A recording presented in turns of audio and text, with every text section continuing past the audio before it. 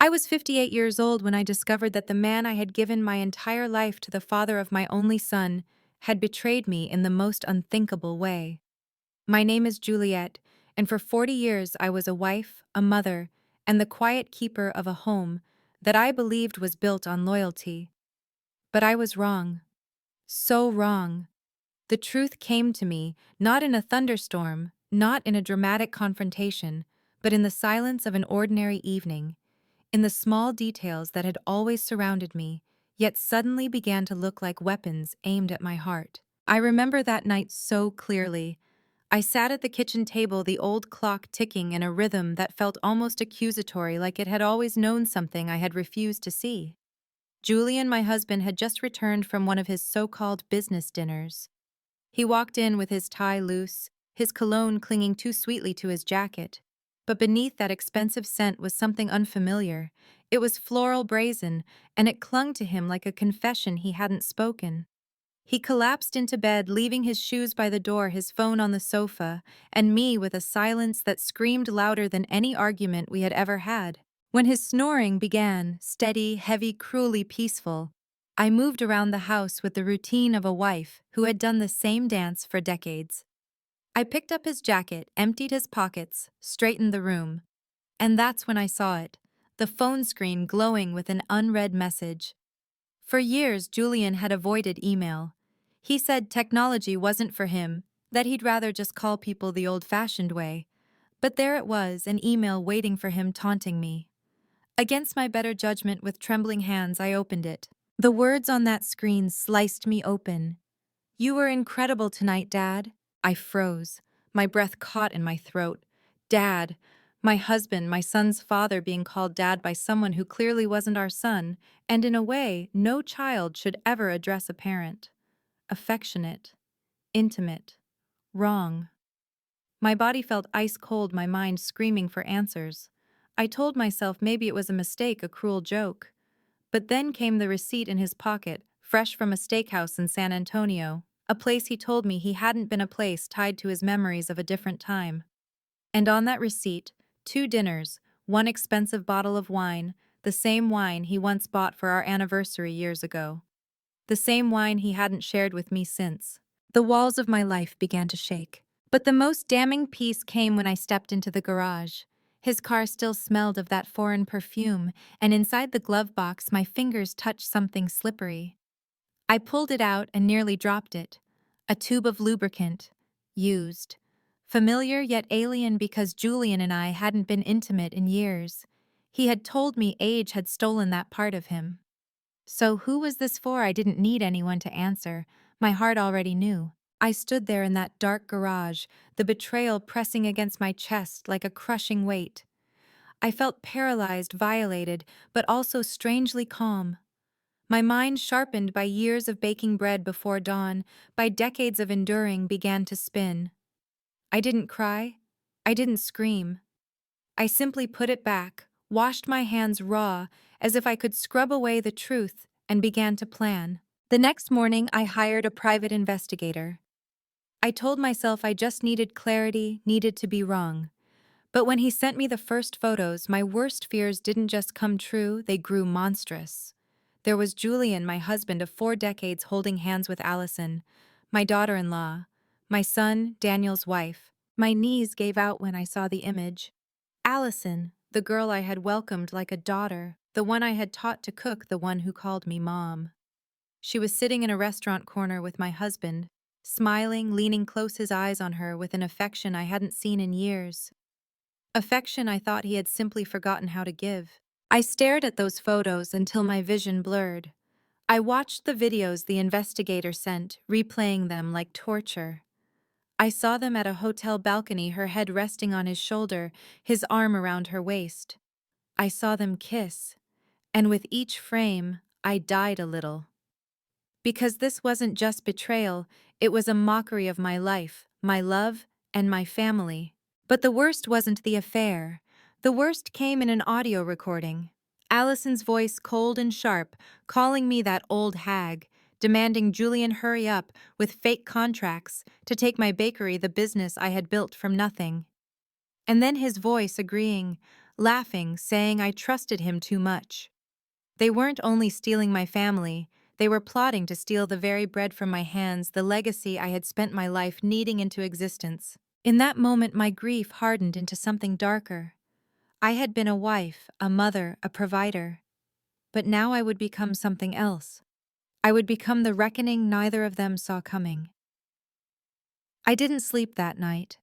I sat at the kitchen table staring at the photographs and listening to the audio until every word carved itself into my bones. Betrayal has a way of burning hotter than fire, and as I sat there, I realized tears would not save me, pleading would not heal me. My husband and my daughter-in-law had decided I was disposable, a pawn they could quietly sweep from the board. They had underestimated the woman who had spent 40 years holding this family together. They forgot that endurance can turn into power when there's nothing left to lose. By dawn, my grief had already shifted into something sharper.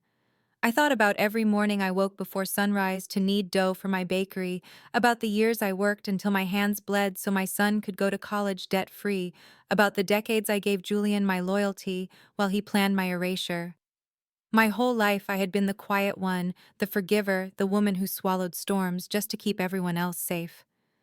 But as I looked at that tube of lubricant on the counter, a strange calm came over me. It was almost poetic. This object that represented their betrayal could also be the weapon of their undoing. The idea came to me suddenly, and instead of pushing it away, I embraced it. Revenge wasn't something I ever thought myself capable of. But revenge, I realized, wasn't always loud or bloody. Sometimes it was clever. Sometimes it was slow. Sometimes it was silent, until it wasn't. I drove into town and bought a similar tube, only this one was filled not with lubricant but with glue. I replaced it carefully, placing the tampered one exactly where I had found the original. My hands were steady, as if I had been preparing for this my entire life. I didn't feel guilt. I didn't feel fear. I only felt the weight of years of lies lifting off me, replaced by the clarity of action. Days later, I didn't have to wait long. Julian left the house on a Saturday afternoon with an excuse about checking inventory at the supply store. My son was away on a work trip, and I knew Allison had no reason to be home.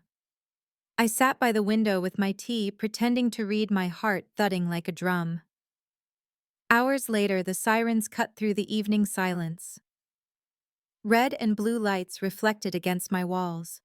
I stepped outside as neighbors gathered whispering. And then I saw it, firefighters carrying my husband and Allison from a motel room, tangled together, humiliated, their bodies literally glued to each other. The gossip spread like wildfire. Neighbors who once looked at me with pity now looked at me with wide eyes, some with sympathy, others with the thrill of scandal. But I stood there, calm, composed, the betrayed wife, watching the downfall of the people who thought they had destroyed her. Allison screamed at Julian. Julian screamed at her. But no one could erase what had been revealed. Their shame was public, irreversible. My son returned home the next day to a town buzzing with whispers. I'll never forget the look on Daniel's face when he realized the woman he loved, the woman he trusted, had betrayed not just him, but me. His devastation was a mirror of my own, only fresher, rawer. I wanted to hold him to protect him from the wound, but there are some wounds only the truth can stitch. We sat together in the bakery, the smell of bread filling the air, and for the first time in years, we cried together. But the fallout was far from over. Julian moved out. His reputation shredded, his finances collapsing, as I pulled every receipt, every document, every asset into the light. The bakery he had tried to steal remained mine. Allison, exposed and disgraced, begged Daniel for forgiveness. My son couldn't even look at her. Their marriage ended with the same firestorm that had begun in secrecy, leaving ashes where love once stood. In the quiet that followed, I thought I would feel peace. But instead, I felt something heavier, an emptiness where my marriage used to live, where trust used to breathe. Revenge had brought me justice, but it couldn't give me back the years I had lost. It couldn't heal the scar carved into my son's life. And yet I didn't regret it. Because sometimes the only way to reclaim yourself is to burn down the lie you've been living in. Still, a part of me ached for the woman I used to be. The wife who believed her husband's loyalty was unshakable. The mother who trusted her family was safe. That woman was gone. In her place stood someone harder, wiser, someone who understood that silence is not always strength. The weeks that followed were a blur of whispers, headlines in the local paper, and awkward silences at the grocery store. Everyone knew. Everyone had seen or heard about that humiliating night when firefighters had to pull my husband and my daughter-in-law apart. For 40 years I had been the woman who smiled politely in church pews, who baked bread for neighbors after funerals, who carried dignity like a shield. Now when people looked at me, I saw something different in their eyes. Not pity, not mockery, something closer to awe, as if they couldn't believe the quiet wife had finally struck back. Inside, though, I wasn't celebrating. My house felt colder without Julian's presence, even though his presence had been poisoned long before he left. His side of the closet hung empty, his slippers still tucked under the bed. I would walk past the garage and remember the exact moment I found the evidence of his betrayal. Rage had carried me then, but now grief began to seep in heavy and relentless. Daniel, my son, was unraveling before my eyes. His whole world had collapsed in the span of days. He had lost his wife, the woman he thought would build a life with him, and he had lost his father to betrayal in the same breath. He came to the bakery more often, his face drawn, his hands restless as he tried to help knead dough or sweep the floors. Sometimes he would stop mid-task and just stare out the window as if searching for the man he thought his father was. I wanted to tell him it would get better, but I couldn't bring myself to lie. One evening we sat at the kitchen table, the same place where my life had broken open. He asked me, "Mom, how could you live with him for so long without seeing it?" His voice cracked, full of anger, confusion, sorrow. I had no answer that would heal him. All I could say was, "Because I loved him, and love can blind us until it burns us." Daniel looked at me, tears slipping down his cheeks, and for the first time I realized he wasn't just mourning Allison, he was mourning the father he thought he had. Julian tried to reach out, of course. He left messages on the answering machine, letters slipped under the bakery door, apologies written in the same handwriting that once penned me love notes. He begged me to meet him, to talk, to forgive. Each word rang hollow. Forgiveness was a language I no longer spoke. The bakery became my sanctuary. Every loaf I pulled from the oven felt like defiance. Every customer who smiled reminded me that I still had purpose. But in the quiet moments when the ovens cooled and the lights dimmed, I found myself wrestling with the question that haunted me. Had I gone too far? Replacing that tube with glue had been my line in the sand, my declaration of war. It exposed the truth, yes, but it also exposed me. I was no longer the quiet wife. I was the woman who orchestrated her husband's public humiliation. And I wondered late at night if revenge had cost me more of my soul than I had realized. Yet every time the doubt rose, so did the memory of Allison's voice on that recording, mocking me, plotting to steal my life's work. Every time guilt tried to take root, I remembered Julian's laugh as he agreed to her scheme. Those memories hardened me again. Some betrayals are too poisonous to forgive. Some wounds demand scar tissue, not softness. Still, I wasn't invincible. One night alone in my bed, I dreamt of the man Julian used to be, the young husband who danced with me barefoot in the kitchen, who kissed flour from my cheeks, who promised forever. When I woke, the tears came hot and unrelenting. That man was gone long before I admitted it. I had been clinging to a ghost, and the ghost had been lying to me. The most surprising part came weeks later, when Evelyn, Allison's mother, showed up at my bakery. She walked in with eyes full of shame and sorrow. She whispered apologies, saying she had raised her daughter better than this, that she had no idea Allison was capable of such cruelty. I listened. My arms crossed my heart, unwilling to soften. But when I looked at her, I saw another mother broken by her child's choices. In her, I saw myself. We both had trusted too much. We both had lost. By the time she left, I realized the truth. Revenge had given me justice, but healing would take more than humiliation or exposure. Healing would come slowly through grief, through work, through rebuilding the pieces of a life shattered by betrayal.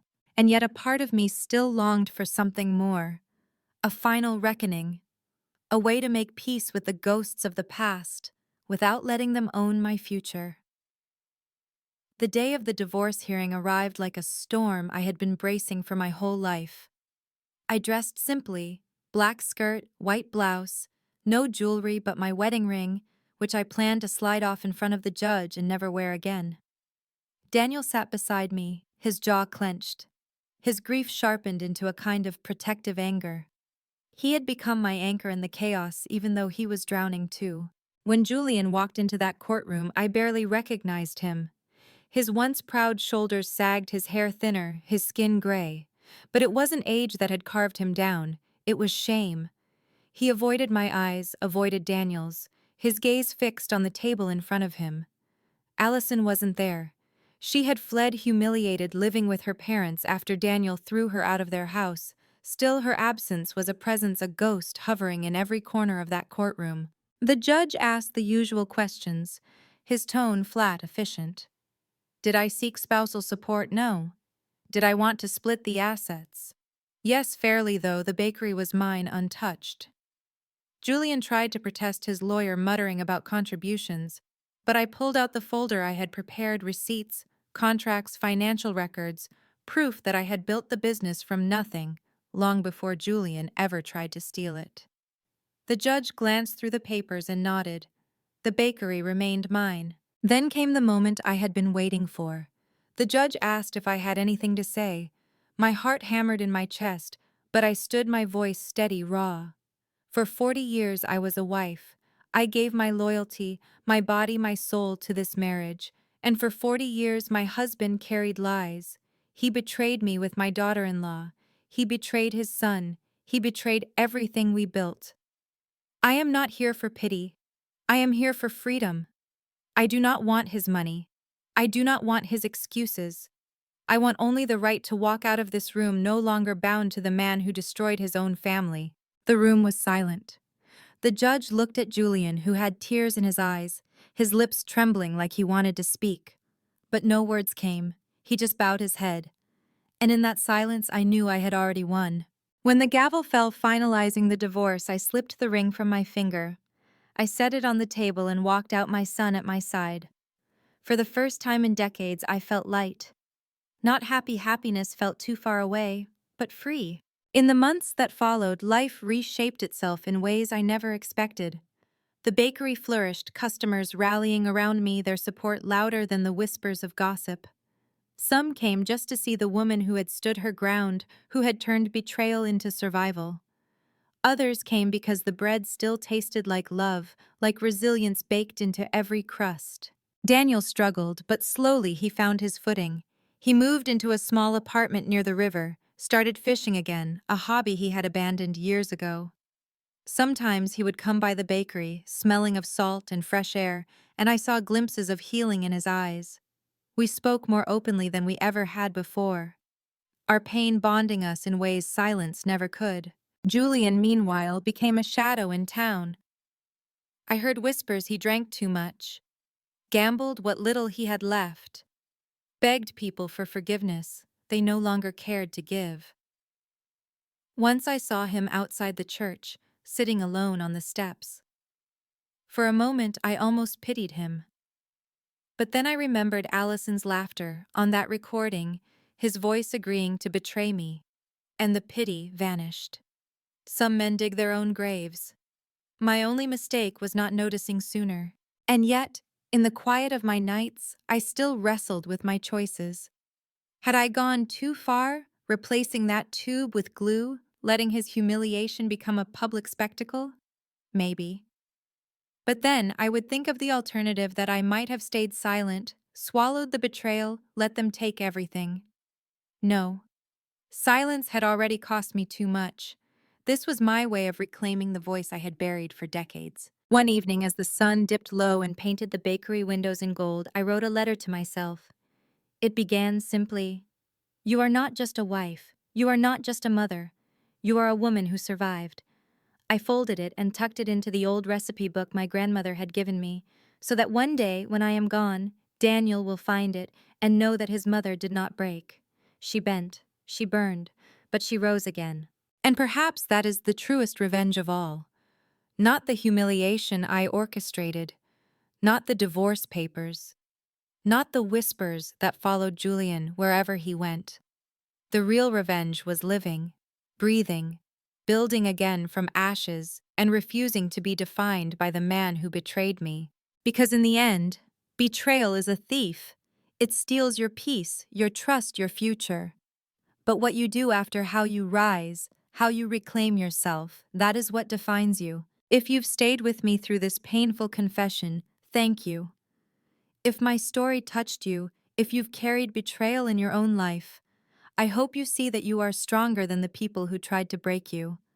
Please like this video, share it with someone who needs to hear it. Subscribe for more stories and leave me a comment about your own journey. We heal not by staying silent but by speaking and being heard.